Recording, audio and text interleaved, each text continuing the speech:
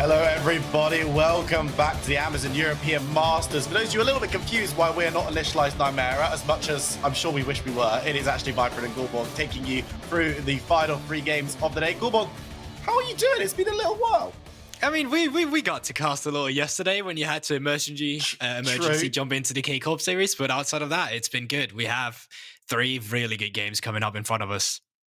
Yeah, we have 3 exceptionally exciting games. But before we look forward to those ones, we're going to quickly look back at the one that was just covered, Atlanta losing out to Bisons. And I know that you're really hyped for this one because we've actually got an interview with Gooby coming up for you so we can talk through the victory, the first win for Bisons. In fact, there he is in the jungle. Gooby, massive congratulations on the win. How does it feel to get the team on the board?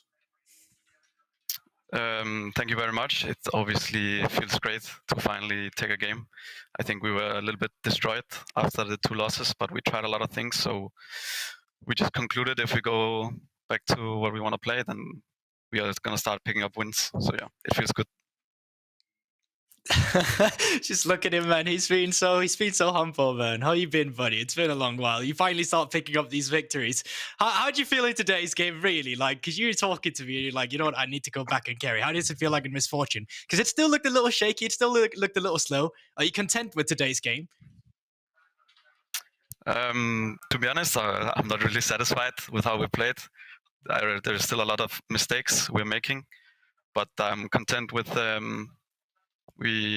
how we played the map and how slow we acknowledged we had to play since we were just scaling. But yeah, as I told you the other day, I want to carry again. So back on 80 carries is where I want to be right now. So. Yeah, so like a lot of people have been talking about you guys because you're one of the teams that was, really hyped up into the tournament as well. Not so much always through your playstyle, but mostly your unique kind of drafts. Did you feel like you have to show more unique drafts as well then when you came to the European Masters? Like, did you feel like you got too creative in some of the other games? Or do you still stand by what you had coming into them, even though you lost? No, I think we had a lot of fake info from scrims about what was good in the meta. And a lot of people are just copying G2's draft right now with On, Java, and Victor, this kind of stuff, the Holy Trinity, which is really stable blind picks and really stable in the meta. Front to back it's just the king comp you can play, and it's the best meta to play front to back right now. So we just need to adapt to that as well, and I think we will be able to match up with the UL and LDLC as well. But no, we don't need to pick anything weird. I think we can match up with everything with everyone if we just play the same thing, I would say.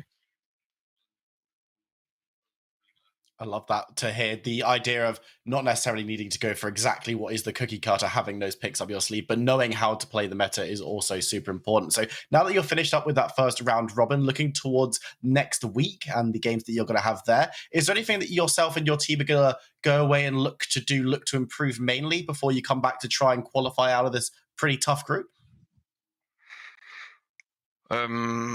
Yeah, I mean, definitely, as I said, we need to just start playing the meta as well, which is probably what we're going to look to do. But obviously, we will always have our adaptive draft style, which is probably the ace up our sleeve, that we always have something. If they pick something that we can expose and draft or something. But yeah, as I said, just drafting more standard is probably what we need to practice right now, even though it sounds really weird. But yeah, that's probably what we lack right now. Well, it seems weird when you have a team like this, right? Where they're like, well, when we finally have to play normal League of Legends, that's kind of what we have to learn now. It just kind of tells the tale of the split they've had. Because did you feel like the momentum you got throughout building up through playoffs got halted a little bit moving into the break between waiting for play-ins and all that? Or do you still feel like you can ride the momentum now from one game and then take it through all the way to the groups? I feel like what we mainly focused on in our low bracket run was that we have to have a stable mental going into finals and all of these kind of things. So we didn't really practice a lot of new things and a lot of how we want to play with the meta. So that's where we need to pick up right now. And obviously, we had the worst read we could possibly have this week of scrims. But in the next week to come, I think we will keep the momentum from this game and just smash it on the last day of groups. Amazing. Great to hear it. I guess the final question for you before I let you go is, are you and your team confident that you're going to make it out of this group? Yeah, we're confident, of course. We all believe in the Bison's dream, the miracle run right now, but we believe. I like that. It's always just been set up for the miracle run. It was all scripted for the entire time. Gooby, massive congratulations on the win today, and good luck in your matches next week. Thank you. Amazing. Great to hear from a player, obviously, that you know very well, very dear to your heart. We were watching it backstage. We were watching it in a Discord call at our respective houses, and you were getting very hyped over some of these plays. We're about to watch a few highlights, but why don't you just talk us through what was getting you so excited? Well, first off, there's the bias. The first team I ever coached when I started my coaching career before I became a caster was with Gooby. His and my team was the same, right? But outside of that, it's just the fact that Bison is a fun team to watch. This game, I feel like, just didn't really display that, and I think some of it goes back to the fact that, as you just heard him saying, they're trying to play more standard. They're trying to go for front to back. A lot of the G2-esque style as well is where you get the job in, even getting the Corki with the outrange potential as well. Super good for the team fighting potential. And then you just take it slow. You just know that you can outscale your opponent through the differential in the composition. And that's kind of what we watched. So they weren't really as proactive as they probably could have been, and you heard Gooby say that as well just in the interview now. He's satisfied with the victory. He's not too satisfied with how, of course, they got it. They could have played better. And I think that summed the game up pretty well. They have, a pretty strong and long run ahead of them if they want to make it out of the group. They are relying on Unicorns of Love losing a couple of games as well. Luckily for them, they just lost their DLC. So I feel like this group, it can only get spicy as we move on into next week as well. Gabbo's attempted great escape. I was rooting for him every step, but he's only got short legs and at the end does go down. But for Atleta, of course, 0-3 coming out of the first round. Robin not looking too great for them on the scorelines. Have put in some decent performances, so hopefully they'll be coming back swinging next league. But that Corki mid lane, I was questioning it a little bit when it was drafted through, but as you say, that range and that damage, with all the gold as well, looking pretty decent. Honestly, it's just due to the fact that, you can outrage him. You just need to survive laning phase. And when you rely on the rockets, well, we've seen what the damage can be.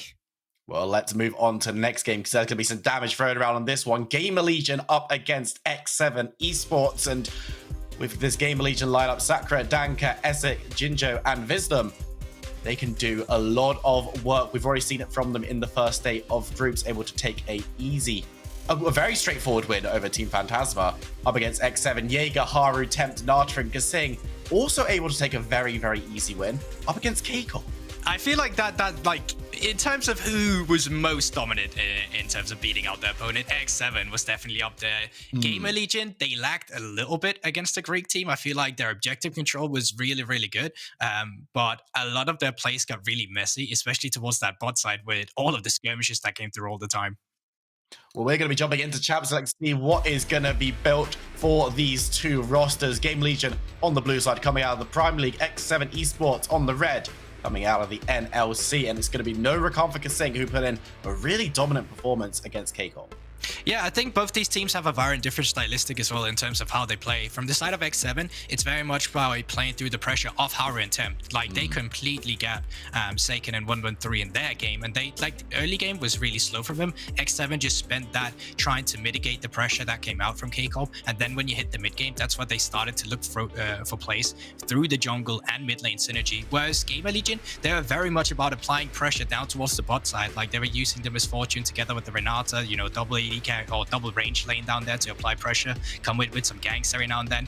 So these two teams, they play through two people, but they do it differently. Absolutely, and with that Misfortune Zeriban from X7, you can see that they're looking to take away some options from Jinjo, the Jason, and Ricard just thrown around. Of course, Jaeger, a player that wasn't necessarily spoken about in the same breath as a lot of these other X7 players going into this tournament, but on the Sion yesterday, he looked absolutely fantastic, able to weather the storm so frequently. Sakura is going to be a very interesting matchup for him, but we're just going to have to see if there's any more focus, and luckily the J4 not going to be an option coming through for X7.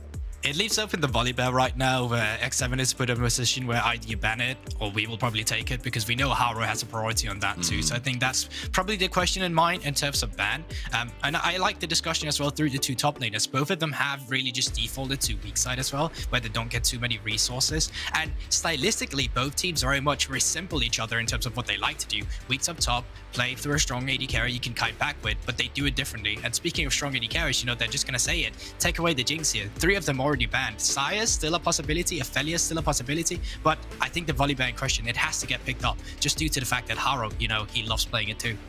And he had a great game on it yesterday. The question being, what do X7 think they have as a solution to the Volibear? Think about the Xin Zhao, of course, a really powerful pickup, but there's plenty of other lanes, plenty of other priority. Maybe they look to just grab a marksman, look to get the opportunity to grab the Zarya or the Aphelios, as you mentioned, get their pick of the litter. Yeah, seeing a Leona first pick would be a little bit interesting. Usually we see them go for support counter pick down towards the third pick instead, or even down towards the second ban rotation. So I feel like X7, they're kind of breaking the mold a little bit with the way they're rotating their champions here. And I think it really just comes down to the fact that they don't want to blind pick that AD carry. Like, if they feel confident in it, they'll probably just pick it on 3.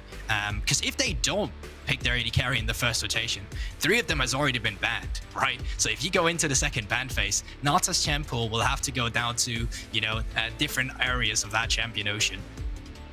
And that's going to be a big question, because it gives Game Legion the opportunity to go into that slightly reduced pool and pick out what they will. That being said, the counter pick is very valuable, and with the Ezreal being considered, that could be an interesting option. You've got to imagine that the support will likely come through from Gamer Legion as well, but it will with the Zarya. That's the go-to here. Yeah, I feel like either you just match it with the Nautilus here, you can go for the Thresh angle if you want to. Thresh just haven't seen the biggest success just yet in terms of how he has been piloted. A little more risky. I feel like the main engage you get from a Nautilus would be really nice.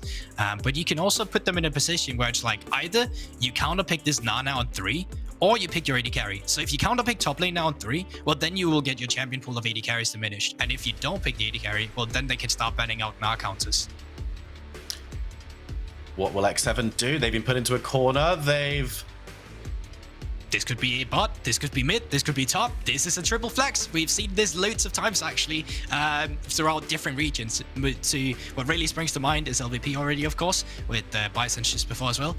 But we have seen this champion in different lanes. This is going to be very, very interesting actually. A little bit of a curveball for X7. What I just said was like, you know what, they've been very good at drafting standard. Then all of a sudden, why make it standard? Why be boring? Let's throw in a little bit Soraka. I'm very interested to see where this one ends up. I'm thinking about the players, and I think maybe Nata's the one that I'm most likely looking at as the Soraka connoisseur, but of course Tempt and Jaeger have their own skills as well. The set will be taken off the table away from, you've got Amazon Wisdom. He's played set support a couple of times in relatively recent games, so going to be taking that one away. And of course it's flexible, but with the Nara already there, you've got to imagine it's unlikely, and the Aurelia is also going to be removed. Yeah, Wisdom's also been super happy about the Nautilus. At least that's what he played a lot in playoffs as well. Found a lot of core engages there. Sometimes he get a little bit too over-aggressive on it, but that's kind of the fine line that he is walking as a support. We know it from great stars like Hylissang as well. There's a fine line between a great outplay and the biggest int we've seen in our entire life, right? So it's really just what they're walking through. And interesting bands to come through here. It's Blitzcrank. This draft, it's really blowing my mind. This is not something I anticipated walking into this one. I don't know what the coaching staff of X7 did between yesterday and today. I'm not sure what 2 viewer streams they've been watching, but they've certainly come up with some interesting ideas in terms of bans and picks. Of course, they are looking, I was going to say, towards their solo lane. Soraka could go there. The Lucian is actually going to be taken off the table for Nata, and a little bit of a flexible pickup as well. So now X7 showing their hands a little bit with this next pick to show if they want to get a marksman, if they want to go for one of those solo laners, how are they going to leave this one open for the counter pick? Yeah, this is just where, what do you want to reveal, right? Either you keep it in 2 lanes like top and mid, or mid and top, or the only one I see not reasonable here is blind picking your mid laner. I think we're either going to see an AD carry or top laner, and it will just be the top laner. We were just speaking about Jaeger, who had, recently defaulted to weak side in the finals, and what we've seen so far in the European Masters. This time around, just opts in for the Tryndamere, who, if he gets ahead into the Gnar matchup, can run him down. Absolutely. I mean, there's a very small world where this could go mid. We've seen it before, but it's much, much less likely. So it'll be a case of Gamer Legion, they're going to have to pick up a support. They're going to have to go for their mid laner. The Ahri made it all the way through, so will be locked in. It's a brave pickup, though, because stuff like the Veigar is available if they want to move that Soraka down bot. Yeah, we just saw that yesterday as well with Bifrost drafting, where like if you take champions who only relying on the short range, they're really going to be struggling. And so far, 3 of these champions are very short range. If you go lethality side, of course, you get to play around with the extra range from your Q instead and not so much auto attacks. But let's see what Gamer Legion decides to round this one out with. They actually opt in for the Enchanter down towards the bot side. And with this, you can pretty much put Soraka down there as well if you want to, and just go for a counter pick on the mid lane and just keep the Soraka for Nata. Very interesting pickup so far, but let's see what cards X7 have dealt themselves here. Where do they throw these cards onto the table? And they're looking to the Vladimir. Okay. That doesn't reveal absolutely everything. I imagine that will be going into the hands of Tempt with Soraka going bot. I think that would be the most logical case, and it's interesting. I've not seen Vladimir in a very long time. We got to see him one time in the NLC. I do believe it was piloted by MNS back then as well. It's an interesting champion that can still function in these skirmish-heavy team fights where it's all about the scaling, and still function very well into short-range champions. So against a lot of Gamer Legion's compositions, he's actually quite fine. My main concern with X7 right now is that if they fall behind the curve, there's not a lot of comeback potential through these champions, like Soraka falling behind, and if she's not able to play for her solo laners, well, that's essentially 2 useless picks you're going to be having now if the solo laners fall behind. So there's a lot of pressure on the solo laners of the X7 now. I'm quite interested, though, with X7, this draft is very clearly saying, we're going to play through mid and top. These are the guys that are going to carry us. Our bot lane, we know that's where Gamer Legion are strong. We know that's what they want to do. We're just going to absorb pressure. We're playing Leona Soraka. You're not going to be able to take us down. We're sitting back, we're farming up, we're healing up. So I'm interested to see if that will pay off for them. But as you mentioned, if Gamer Legion manage to get themselves a lead, it could be very, very problematic from the team from the Isle of Wight. Isle of Man, sorry. Yeah, I feel like there's some good playmaking potential in the early game for Gamer Legion. You know, you have the charm set up from the Ahri with the Volibear as well. If you're able to apply pressure at the mid lane and you can move it elsewhere on the map, that's really where Gamer Legion gets to be in a position where they can strike onto X7. So jungle tracking once again between Danke and Haru is actually going to be quite pivotal, at least for the first 2 clears. So the first 5 minutes, ice on the junglers. Welcome to Summoners. We have found ourselves onto the Rift for our 4th game of the evening. First game that we're behind the microphones for. Gamer Legion on the blue side, X7 for the red side. And Gorbog, just a general expectation question, I guess, to start you out is, what are we expecting to see in the early game? What do you want to see from these 2 teams?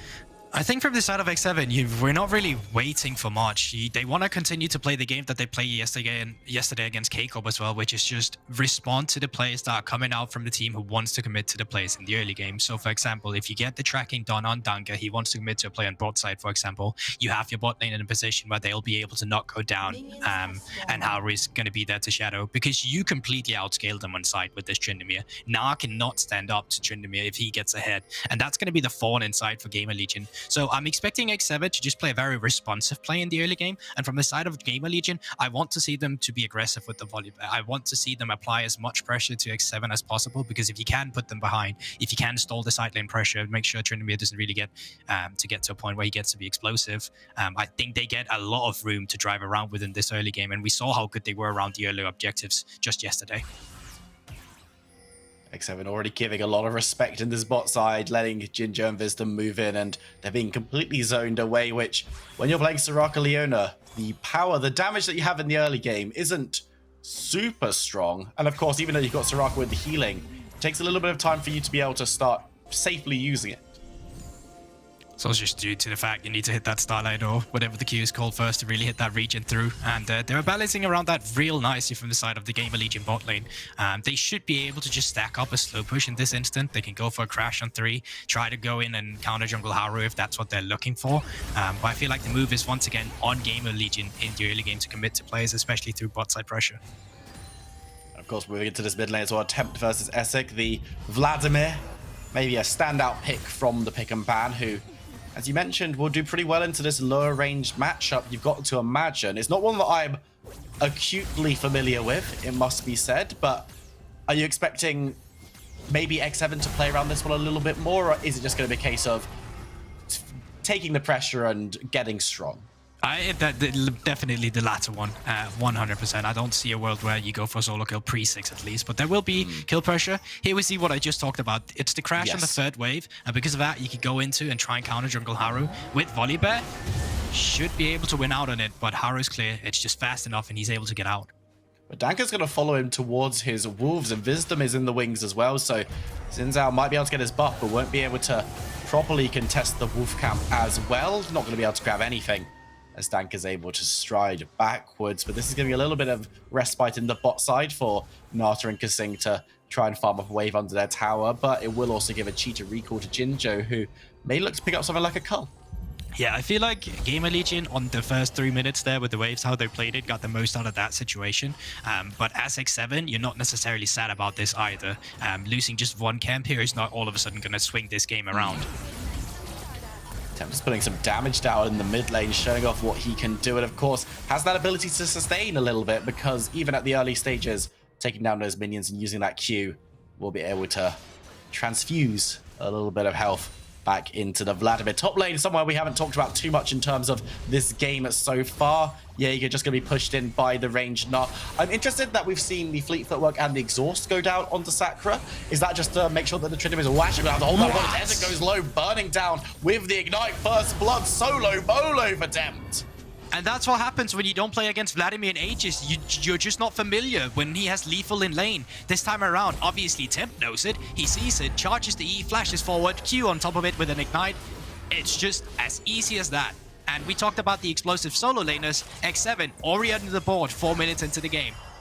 Yeah, doesn't need any assistance. You said, hey, look, actually in the bot side, though, looks like there's an engage coming through for Kasing. Wisdom's going low, actually, in Soraka, showing there's a bit of kill pressure, but the shield might be enough. Dashing forward, Kasing will go down, but they do exchange the kills, and now it's Jinzhou chasing Nata away. X7 on the offensive. So support for support gets that kill. If Jinzhou was the one who would have picked up Kasing, I definitely would have called Worth for Gamer Legion, as that would have just been a too aggressive trade from the side of X7. But you can see what the bot lane wants to do there. The CC comes through from the Leona, while Nata is piling down the Silence and then into the Root afterwards. So if you get caught by one, you're just not going to be able to make it out. But let's have a look at the replay once again. Q-bar timing up, Temp, he sees the window, just starts timing the E as soon as the red comes through. Here you see it, and that's the window. Ash King, she's not ready for it. Look at the electrocute, look at all the damage, one auto attack, and the Ignite, it's just going to do it. Danker was even there, but then we move into the bot side. You think, hey, Soraka Leona maybe not going to go super aggressive, but Wisdom stepping up for the poke. And Kasing just sees his window and takes it. Yeah, you can see it here. It's once again Zenith Blade into the stun, into just the Silence, and Wisdom just checked a little bit in lane here, making sure that, hey, you cannot step up as far as lane in this lane as you would have want to. Really just testing the damage real quick there, with a very clutch shield to come through, and of course a flash for Jinzhou to secure the root onto Kasing. Unfortunately, not the kill. Yeah, so it's support for support grabbing kills there. I mean, X7 have two supports down this bot lane, but Nata's the farmer, and Gamer Legion using the opportunity on the resets even after not necessarily getting the kills that they've wanted to start up the Dragon. Members of X7 are in the neighborhood, though. Haru is moving towards it. It should go down short order as Dank is able to grab that one and flash over the wall to safety. So they get the objective and they get out without losing a map. Yeah, pretty good from Gamer Legion. This is something they have been really good at doing already in European Masters, displaying their early objective control. And once again, it comes through their bot side, right? It comes through this lane who's able to push in the wave, makes moves. That's why we saw Haru get counter jungled in the early game. That's why we see them have priority on the Drake as well. Temp's just going to hang around in the mid lane once again, back to the status quo. We've got about a minute until the Rift Herald is going to move on to the Rift. X7 haven't yet moved. Neither lanes have really moved up towards that objective. Are we going to see a lane swap, do you think, or is it just going to be a case of junglers and top laners scrapping over this one? I think it's definitely the latter one, and I think we can start moving up Kasing if we want to. If Nata hits level 6, then you have the, what do you say, like the luxury of having the Wish available to you as well. Like that 5th man. It's like reverse cannon barrage. It doesn't really do damage to the enemy team, but it's there to heal your teammates. And that is going to be very impactful because it allows Nata to be somewhere else but still impact a team fight. And obviously, it's not going to be the same as having the Soraka next to you able to throw those Ws down so frequently and so quickly. But across the map, it can turn a 1v1 into a basically 2v1 very, very fast. So keep your eyes peeled for when Soraka does hit that 6. It might even be off this massive wave. And I wouldn't, honestly, I'm surprised that we're not seeing Wisdom actually go for early recall here. He would get the tempo advantage on towards Kazing. And they could try to gain some more priority on the top side of the map, but they opt in for the bot lane domination instead. Jinjo taking 2 tower shots as well. And it just goes to show how willing they are to find their resources through this bot side as well. With a late reset though, and with the priority of the top lane and mid lane as well from X7, they will just be able to start the objective off of themselves. Yeah, Jaeger's been quietly gaining some priority up there, has picked himself up I saw on parity now because he spent some time around that Rift Herald, but did have about a 10 farm lead now, moving back up towards the top lane to pick up most of this wave, missing out on a couple of those because Sakura was just warding him away with autos. And of course, Tempt gaining some priority in the mid lane, a little bit less quietly with the solo first blood, but all the same looking very, very comfortable. So X7 with a good start, and we said we didn't want to see them falling behind. They've got themselves a small gold lead, and with the Rift Herald in pocket, that could go up even further. Yeah, and so far X7, they've shown they are very happy to take a slow early game. I'd actually say this is one of the more exciting early games we see from X7, having 2 kills on the board already, and a solo kill from 10. Temp, nonetheless, just really showcasing once again why this guy is so good. But I feel like it's Haru's time to shine soon as well, since he's the guy with the Rift Herald in hand. It's up to X7 to commit to another play, and it's really up to Gamer Legion to be able to stop it. Once again, jungle tracking will be so important. Most teams usually just go for the jungle tracking for the 2 first clears, and then after that, they really just don't put all too much attention to it, which I think will be a little bit of a mistake, especially when the enemy has Haru. Tempt needs to be a little bit careful because the charm time is going to go into Sanguine Pool to avoid Essek, who has used that ultimate, diving on forward, gets ignited, so backs away. Needs to be a little bit careful about overextending. Meanwhile, in the bot side, though, Kazing is taking a whole heap of damage, doesn't have the soul flare on 6 just yet. So will be stumbling back. Danka moving forward towards Haru, who's down, shadowing, as you mentioned, but could be in a lot of trouble. Flashing over the wall won't be followed. X7 burning resources to stay alive. But this is great from Gamer Legion. You take a look at the base control in this high river right now. Pink ward in mid, pink ward towards the pixel bush standing there. They have the scuttle crab. They are just facilitating their bot side just as they want to. But Tempt, once again, it's a solo kill for the Vladimir. Danka late to the punch, moving forward, but just going to try and clear out the wave in the bot side, though. Nasa needs to be a little bit careful, quite low, but his end blade will connect. The wish comes through to save Soraka's life as Kazing picks up the kill onto Jinjo. Wisdom unable to do very much at all. X7, 2 kills across the map. honestly, I'm really liking the Soraka pairing with the Leona, because quite often you will see cleanse taking into the Leona. This time around though, even if you cleanse, you're still going to be stuck in the silence, and therefore Jinju, he's not able to flash, he's not able to really get out of that sticky situation. Brilliantly played from X7, and Tempt once again getting a solo kill. Let's see Gamer Legion though. Trying to find someone. Not just going to stop the recall, move back. Some Alcove Gaming is on the cards as Kasing is going to try and ward away members of Gamer Legion. There's no one here to respond though. Everyone else recalled, and there goes Nata. Kasing may well go the exact same way. The ultimate from Volibear shuts down the tower and shuts down the Leona. It's a double for Gamer Legion. Yeah, a little bit of a silver lining there for Gamer Legion to get some pressure back on the map. And you know, with 15 seconds on towards the next Drake, they should be able to continue their objective skirmish, unless, of course, that X7 just want to push in this mid lane, opt in for a Rift Herald charge to just set up that mid lane turret for the next push if they'd like to. I was going to say, with X7, of course, we talk a lot about where the Baron, the Herald should be put down, and we often say bot lane because, you know, it's the hyper carry lane, but with the Soraka there, a little bit less so. Haru needs to be somewhat careful. Tempt's going to follow through, but the X7 bot lane is a little bit slow to the punch. Danka goes low, gets the shield in the stasis, though will go down, shut down by Tempt as Kasing dives on through. Haru needs to be careful. The Dragon's actually doing a decent amount of damage, turns towards it as his bot lane runs towards bot. Tempt is going to follow through. The Dragon is taken up by X7. They get the kill as well. And that's all she wrote. For now, at least, now with the mid prior, they could, or with the ability to get the mid prior, they could continue to pressure it with the Rift Herald. And to go back to the question you had, most of the time, yes, we see teams use the Rift Herald towards the bot side, but X7 as a team, they're very fond of just using it mid lane. Even if it can't kill the turret, they want to use it mid lane to open that turret up first, and then they play towards the top side, or bot side, just the side lanes in general. And once again, it comes off Haru and Tempt. Like, this duo, they're just so good. And 3 kills on Tempt, 2 assists on Haru. Small misnomer because 2 of those solo kills have been from Tempt. Nata needs to be careful though, dodging away from those feathers. Jinjo still trying to get aggressive. Wisdom still trying to step up. But let's have another look at this fight in the river. That's the thing, because initially it's just Haru and Temp stepping up. Kasing and Nata is still coming off a death timer, so the 2 versus 4 walking in, zoning the fight. They know the ultimates are down for the Volibear. Beautiful solar flare from Kasing to split the team fight wide open. So Haru, he's just allowed to go onto the Drake and not go down as a casualty afterwards. Brilliantly played. Essek is back in the mid lane. Not had the best time on the Ahri so far, proving that the Vladimir might be another one of the solutions a lot of teams have been looking for into this very, very dominant Fox in the mid lane. But coming up to 14 minutes, about 30 seconds until plates fall off. One last opportunity to try and sneak away some gold. Sneak in a gank, potentially, as Tempt going to go into the Sanguine pool, having to use the Proto-Battle as well. It takes a whole heap of damage, charmed up, taken low. The Witch comes through, might save his life, but the chains and the Ahri is enough for the shutdown. As Kasing, Haru moving forward, Jaeger's coming in from the top side as well. They might look to get the revenge kill and will take down Essek for his troubles. It's a 1-for-1 exchange as plates will fall off. But definitely not bad to get the shutdown. Very worth from the side of Game Allegiance here, slowing down X7 just a little bit, especially since the rocket belt has been purchased from Temp. This is where, in an isolated scenario, he will continuously have kill pressure on Essek.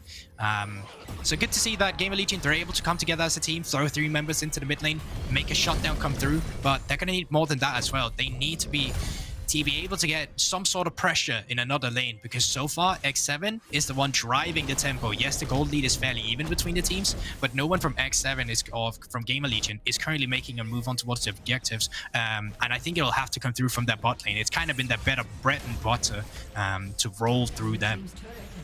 And I mean, for the bot lane, they haven't been able to dominate the same way that we've necessarily seen from them in games, in playoffs, of course, in the Prime League, and then yesterday had an excellent performance down there as well, on the Misfortune notably, but so did Nata from X7, both of them picking up that champion. Jinjo should be able to secure this bot lane tower, Wisdom in support, and Danker giving them a lot of attention in the wings. But now on the top side, though, Sakura might be the sacrificial lamb. There's 4 members up here as Jaeger going to move forward, gets the slow, diving on forward, has the ultimate, remember, so he can take up the tower. So Flare goes wide, but this Gnar is not long for this one. The question is, can everyone get out alive? Jaeger going to be able to get away with all the healing in the world as X7 pull off the dive. Can they? Yeah, I'm pretty sure they can. Look at that healing. But good response from Game Allegiance. They go for the cross map instead, picking up a tier 2. That's actually super worth it, considering that it gives you 600 gold. Yes, on the side of X7, they will be able to pick up the Herald instead. But considering the moves of response you could make to the aggression of X7, I think Game Allegiance, they definitely went for the only choice they could have. Yeah, that makes sense. Yeah, and Brigio in the bot side is going to be really good fighting around the dragons, which are to come up. It's going to be Mountain Soul this game, so not the most flashy big dragon that we ever see in our lives, but does either of these teams really like that extra defensive stats? No one's ever going to complain about extra defensive stats. I think, you know, just due to how the scaling game works as well in League, like the earlier Mountain Drake you can get, the better, because especially if the enemy haven't opted in for any magic pen or attack damage, penetration, lethality, you name it, right? Mid lane, great Everfrost. Yeah, it gets on top of Kasing, who's going to flash away from the tether. Nata moving forward once again, but there's no further support from X7. But Game Allegiance unable to make that pick stick. So they expand the Spirit Rush there, so that's going to be an ultimate down for the Common Drake fight. If they kill off Kasing there, they would have taken away the primary way of getting vision for X7, and that pretty much would have put X7 in a really bad position to contest this. Nata going to be caught up by Danker. The feathers go up, they come back down. Damage onto Zaraga, will go low, gets away for a second longer, but the Volibear ultimate trading 1-for-1. As the rest of X7 maraud forward, try to clear out the minions, but won't be able to find Game Allegiance. They're already gone. Yeah, and I'm not sure X7's going to be able to, or Game Allegiance rather, is going to be able to contest this one now. Yeah, going in on to Essek. Jincho's going to be there for support, but needs to get the land back. Can't find it. Haru flashing forward, gets the Winscombe Lightning, and Ahri becomes toast as X7 pick up another move towards Dragon. And that was the Spirit Rush down. We just saw it before. They tried to get a pick with it. They weren't able to obtain it, but they're getting desperate now from Game Allegiance, and because of that, they're making mistakes. Tempt in the mid lane, just sliding on through to pick up the minion wave and stop any kind of push, while the rest of X7, by the rest I mean Haru and Kasing, because they're the only two on that side of the map right now, will be moving towards this dragon. But Sakra's moving forward. Game Allegiance have support, but Tempt on the side looking for Jinjo, gets so much damage down. The ultimate burn through, but now Tempt is in a whole heap of trouble. The flank was his tomb. as X7 move away. The Dragon was secured, but now they need to try and get out. The Nara is going to follow through. Gets a nice boomerang down, but there's no follow-up to it. X7 get the objective, but they lose their mid laner. Yeah, a little aggressive from Tem there, feeling himself a little too much. He was sitting on 2 items. Gamer Legion, they may be able to get Nata here as well. Yeah, Nata overstepping. Kasing moving forward, gets the Solar Flare. Haru on the side. It might have been a bait all along, but the Nara into the wall secures the Saraga. Nice flash from Wisdom, sees him out as Danger's coming on forward. Haru dumping back in, but that was probably a mistake. Kasing wants nothing to do with this as Gamer Legion get another shutdown and keep themselves in biting distance. I'm not sure what the thought process of Gamer Legion was there. It seemed a little bit greedy to think that you can still obtain the bot side map here after you lost your member in Tem, then you lost Nata, then you still tried to take the fight with Haru as well. All the meanwhile, Jaeger's on the top side clearing out a tier 2 turret. If you just took the 1 for 0 trade initially with Tem, but you still got the tier 2 on the top side, you could have called Worth since you got the Drake. But since you had 3 members just walking in and dying like that, Gamer Legion, they remain competitive. Gold pretty much on parity. Game state looking fine for both sides, which we haven't been able to say too much here at the Amazon European Masters, but let's have another look at this extended play where Tempt couldn't make it happen. Yeah, and it's just nice having the cleanse as well to get rid of the ignite. Wisdom coming in with a clutch shield, and as soon as Tempt to slash forward, Rocket Belt used his entire kit there. You just toast, right? You don't have your pool, you don't have any cooldowns just yet, and here comes the overextension. They're going through with the reset, and I can understand the thought process of stopping it since you want Jaeger to continue with the push. But going forward with the fighting afterwards, I really feel like it's a mistake. You have 2 members in the mid lane from Gamer Legion who will be able to join the fight very quickly. Haru then fancies himself another fight, and I think he is dead as soon as that tether has hit. So going in, not the biggest mistake, but taking that fight initially was definitely the turning point, at least in terms of getting Gamer Legion some goal back into the game.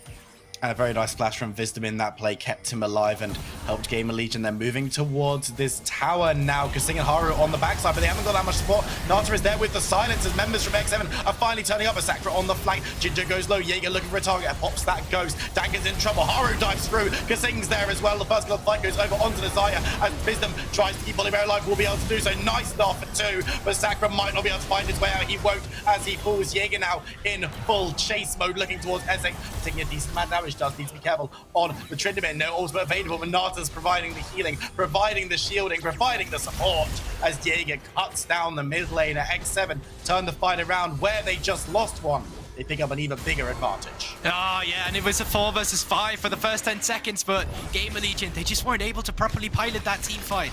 X7, on the other hand, they played it almost to a T. And how frustrating is it to see a Tryndamere go down in Undying Rage, not being able to kill him, and then have Nata just fully heal him up afterwards? Let's take a look at the replay, because it starts out with a turn initially from Gamer Legion, but a 3-man silence from Nata is actually so crucial in letting Kasing live. And he's already back to full HP because of the Soraka. It's absolutely crazy what Nata can do when he's untouched and kept alive. And even with some decent plays from Gamer Legion, Sakura with the nice ultimate into 2. Just keep watching Jaeger. You think, no ultimate. He's overextending a little bit, but Nata's like, hold up, let me just half heal you. And Wisdom now in a lot of trouble. Jinjo's there as well, but Tempt will just be able to slide back. The shield was just enough to keep Wisdom alive, but it was very, very close. Oh, and now with the support forced back to the base, there is an opportunity where you just start this, not necessarily to take it, but to bait enemy members into you. And that seems like the thought process as well, but they're going to be spotted out by Ping. Yeah, spotted out, and Haru, the only one to commit to actually hitting the Baron, is going to back away. Members of X7 might be looking for something. Yeah, he goes low. Sakura moving forward. He's got his Narbar full, so could look for the engaging. In a bit of trouble, needs to dive away. Ultimate to keep Tempt out of harm's reach. As Kasing able to go over the wall. Nata, of course, keeping him alive. The Charm Lamp, though, on to the Leona. On the other side, though, Tempted Jaeger keeping the rest of Gamer Legion busy. Not able to follow through with any damage, as neither team loses any members. It's a 5v5 in the mid lane now. Sakura trying to keep the engagement rolling, but can't find too much except for a little bit of poke. Haru on the flank, though, could be looking for something as Gamer Legion keep moving forward. And you can see the damage now coming out from Jinju. They're just playing around the feathers all the time, but they need to be careful. The engage comes through. Tempt needs to be careful. He's pretty low. Nata on the side doesn't have that much health. Throws down the Wish. The first kill goes to Jinju. Haru is dead. Going up in the air. Back down. Jaeger still alive. Undying Rage as he spins away. The healing from Saraga is going to be limited by her own health bar. It's just going to be a 1-0 for Gamer Legion, and they've got priority on the next Drake. especially with Haru dead. They surely should go over to Gamer Legion, stopping the soul point to come through from X7. A great team fight, especially from Gamer Legion to come through in a moment where they've just not been able to win even the 4 versus 5s. This time around though, with Jinju being the main damage dealer, they find the kill. And that's what happens when Jinju's kept alive, because a couple of the last fights we've seen from X7, they've been able to get on top of the Zarya, even through the cleanse, even through the ultimate, and take her down because, hey, you've got 2 items for your fully stacked Mirror Mana, Eclipse as well. The lethality is going to be no slouch. So Jinjo, definitely public enemy number 1.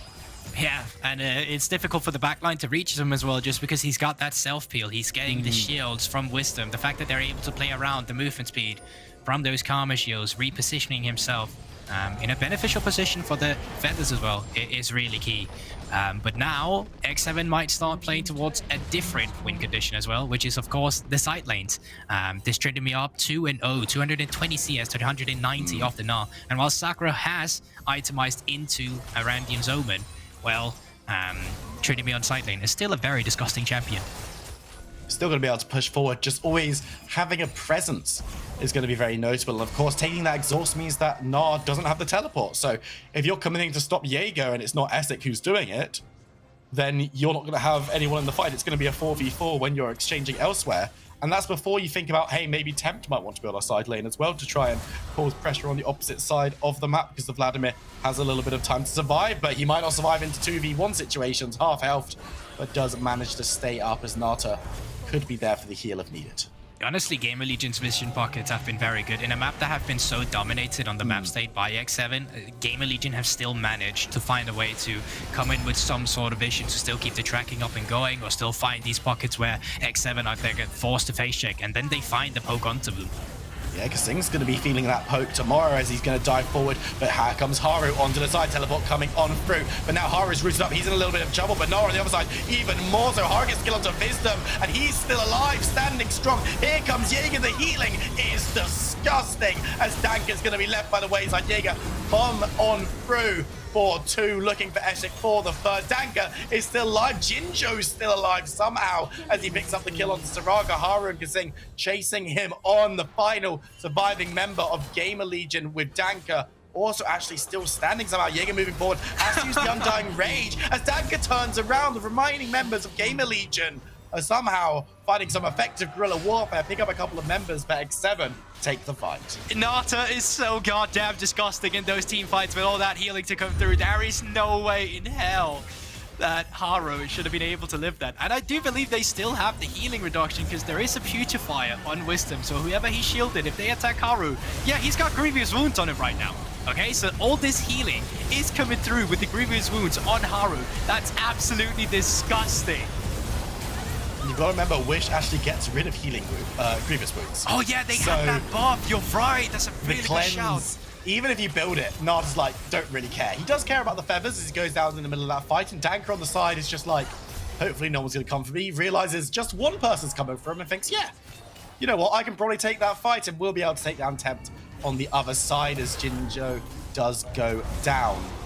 But Gamer Legion able to pick up a little bit and slow things down for themselves. Maybe deny a Baron away from X7, but overall, the gold lead spiraling a little bit. 3,500 for X7 at the 26-minute mark. Nothing to be too worried about if you're a Gamer Legion fan, but definitely not the strongest game state to be in. Oh, most definitely not. That team fight right there might have just been the one that both teams are going to be looking back at as the one that defined this game, especially with the 4K gold lead that X7 has now been able to accumulate for themselves. Side lane is still getting pressured by Gamer Legion though. Remember, once again, no TPs from either top laner. So whoever gets to push this in and force the enemy top laner to respond to it will be having an advantage on the map. So now Gamer Legion, they get to play around a little bit with the tempo. It seems like they're just going to be using this to forfeit their turn, if you can say that, and go for a reset instead. Essek is just going to be able to clear out that top wave and keep your eyes on the dragon. 40 seconds until the mountain spawns. It will be soul point for either team if they can take this one. Not soul, but they'll be setting themselves up with that extra added pressure if they can secure it. But X7 hanging around in the river. They might want to just try and catch any members of Gamer Legion looking to move towards that objective. Remember, Baron is there. Jaeger moving up to join the rest of his roster. Always a little bit late to the fight, but this time around is actually just going to be around the objective, starting it up if it goes 15 seconds. Tempt needs to be somewhat careful. Goes low, about half health, but can heal up as he is, of course, a vampire. Jaeger now going to clear out some vision and step on back.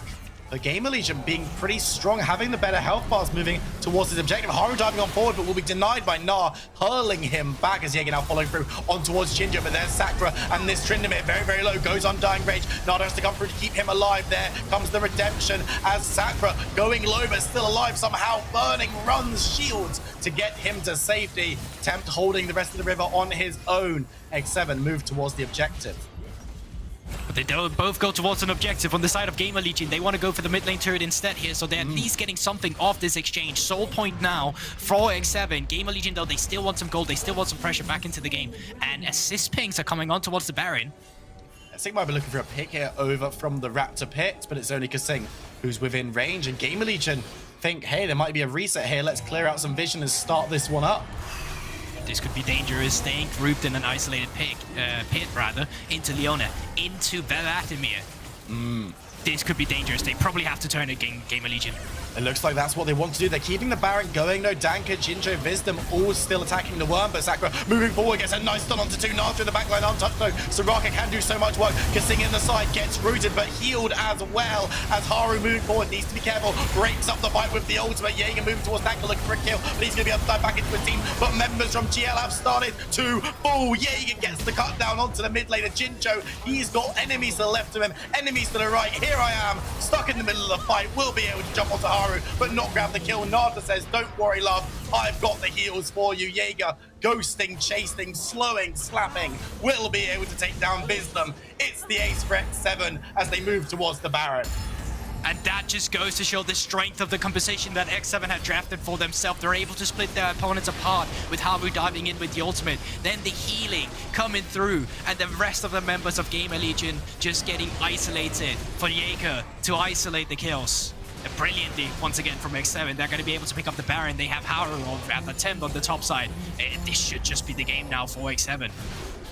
That Baron, as you said, they can look to try and pressure into the base. Opening in the top side for that inhibitor may well be the option, but let's have another look at this fight. Gamer Legion a little bit slow to peel off, but it looks okay for a few seconds. Initially, it looks good. You know, Sakura with 2 good stuns on towards the wall. The problem is there's no follow-up immediately, and one of them was also the Tryndamere, so if they're not able to blow up Tempt immediately, there's just not going to come anything out of it. So Tempt, he's able to flash forward, get the ultimate down together with the E, and then probably just, you know, go into the W on target roll. Haru dives forward, then the ultimate comes out. No one can hit him, and this is just Jaeger able to play for the rest of the scraps.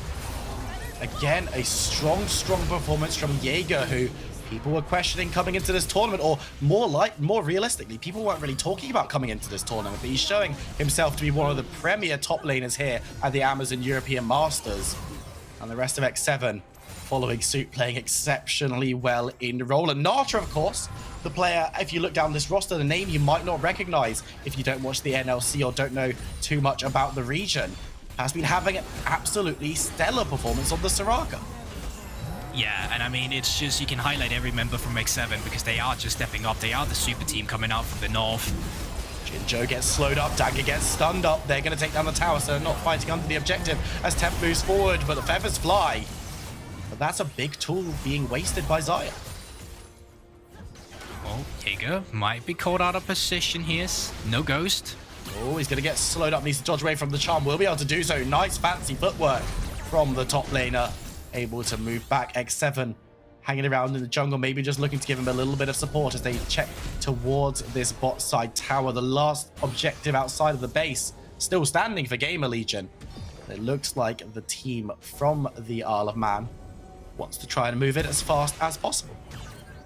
Able to push in. They're playing on 2 lanes here. Mid lane was just pushed in before, so Gamer Legion, they have to apply pressure there to just at least clear the waves. But now, with this 1.5 minion wave coming through a cannon in the back, maybe Gamer Legion can find their stand here. X7, they haven't been back in base for a while. They may be overstepping if they make a mistake. Solar Flare slows, but no stuns available. Nata is low. Remember, it costs him health to heal up his allies. except he wants to throw down the Wish, which he does have in his back pocket. The Gamer Legion are looking to chase members of X7 away from their base, just trying to put that pressure on and utilize the fact, as you mentioned, X7 haven't been back to buy or regen for a while, so it looks like that is what they're going to try and do now. Just go for the reset, drag it up in 45. They want to play for Soul. Yeah, and they already have the vision control to facilitate that. They were just playing on 2 lanes in the mid lane and the bot lane, so the vision right now is still towards the Drake. And, you know, Gamer Legion, they're going to have to expend time clearing that while the reset is coming through from X7. When they finally get it back around the river, well, they can place their newfound vision control. They don't have too many members buying pink boards right now, but they do have a lot of stopwatches. So these extended team fights, all Nata has to do is just stay alive, wait for his members to go into stasis, and then heal them off if they become too low. There's so many tools for X7 to win this team fight.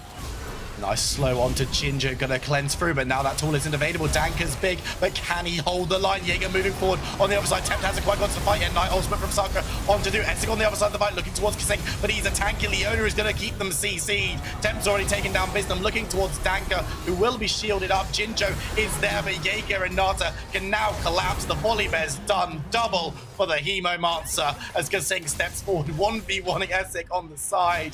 I don't know if Leona actually manages to get the kill pressure down. Go get it, But it's Kasing. slowing, stunning. Kasing, you can do it. We believe. Another one. Zenith Blade. Oh, the Kasing solo with kill. the solo kill onto Essig. Start and finish with kills onto Ari as X7 will take the game. I hardly ever care about this victory. This solo kill from Kasing right there was the moment I had waiting for. Haru, dive forwards. To be able to secure the kill, the ace, the base, the game as X7 remain undefeated, going top of Group C. Another statement from the NLC champions. They're just so dominant. It was close in the beginning. It was slow from X7. But once you restart mid-game and they start taking their fights, they're just relentless. And they've been winning games in 2 very different fashions. What a versatile team we have here. I mean, they're showing already that they can do it both ways. Hey, if you want a fast game where we're going to absolutely destroy our opponents, we can do that. If they put up a bit more resistance, we can play slow. We know how to play towards win conditions.